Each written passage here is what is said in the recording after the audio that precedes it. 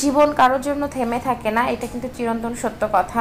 আপনি অন্যকে যত বেশি কষ্ট দিবেন আপনার তার থেকে 3 গুণ বেশি কষ্ট পেতে হবে। আর যে আপনাকে কষ্ট দিবে আপনি তার থেকে হাজার হাজার গুণ বেশি ভালো থাকবেন। এইটা কিন্তু একদমই সত্য কথা, এটা আল্লাহর তরফ থেকেই আসে। আমি একটা রিলেশনে ছিলাম, সেটা খুবই বাজে একটা রিলেশন ছিল। আমার বয়ফ্রেন্ড মানে হচ্ছে এত বেশি অন্য মেয়ের প্রতি আসক্ত ছিল, যেটা আমি বুঝতেও পারি নাই। 5 বছর 6 বছর 7 বছর পর্যন্ত আমাদের রিলেশন ছিল। রিলেশনের একটা পর্যায়ে আমি যখন জানতে পারি যে সে এরকম অনেক মেয়ের সাথে রিলেশন করে, আমি তাকে ভোলার অনেক চেষ্টা করছি কিন্তু আমি পারি নাই। আমার কাছে মানে ও একটা পেইন কিলারের মতো ছিল, যেমন পেইন কিলার না খেলে পেইন কমে না বা হচ্ছে ঘুম আসে না, তো ওর সাথে আমার রিলেশনটাও এরকম ছিল।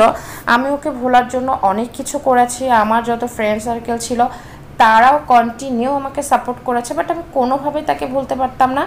একটা পর্যায়ে যে আমি জানতে পারি সে আমার বেস্ট ফ্রেন্ডের সাথে রিলেশন করেছে, তো আমি যখন আমার বেস্ট ফ্রেন্ডকে প্রশ্ন করি যে তুই জানিস যে ওকে আমি পাগলের মতো ভালোবাসি, তুই কেন এখানে এই কাজটা করলি, তো আমার বেস্ট ফ্রেন্ড আমাকে উত্তর দিয়েছিল যে তোর বয়ফ্রেন্ড কেন আমার কাছে আসছে। আসলেই তো পরে আমি রিয়েলাইজ করলাম যে হ্যাঁ সত্যি তো, আমার বয়ফ্রেন্ড যদি আমাকে ভালোই বাসতো তাহলে তো ওর কাছে যেতে পারতো না। তো ওইটা এত ব্যাড একটা রিলেশন ছিল, আমি এইসব জানার পরেও ডে বাই ডে আমি তার জন্য ওয়েট করতাম, তার সাথে একটু কথা বলার জন্য, একটু চোখে দেখার জন্য, বিশেষ করে কথা বলার জন্য আমি অনেক লং টাইম ওয়েট করতাম, ঘন্টার পর ঘন্টা। সে আমাকে বলতো এই তো 10 মিনিট পরে আমি ফোন দিচ্ছি, 5 মিনিট পরে আমি ফোন দিচ্ছি। আমি 1 ঘন্টা 2 ঘন্টা তার জন্য ওয়েট করতাম, বাট সে আমাকে ফোন দিত না। আমি এরকম ঘন্টার পর ঘন্টা তার জন্য বসে থাকতাম, তার মুখে হ্যালো, জাস্ট হ্যালোটুকু শোনার জন্য। সে আমাকে কোনো রেসপন্স করতো না, বরং সে একটা পর্যায়ে আমার কল ধরে বা আমাকে কল ব্যাক করে ইচ্ছা মতো বকাবকি করতো, আর আমার বাবা মা তুলে ভাই বোন তুলে গালাগালি করতো।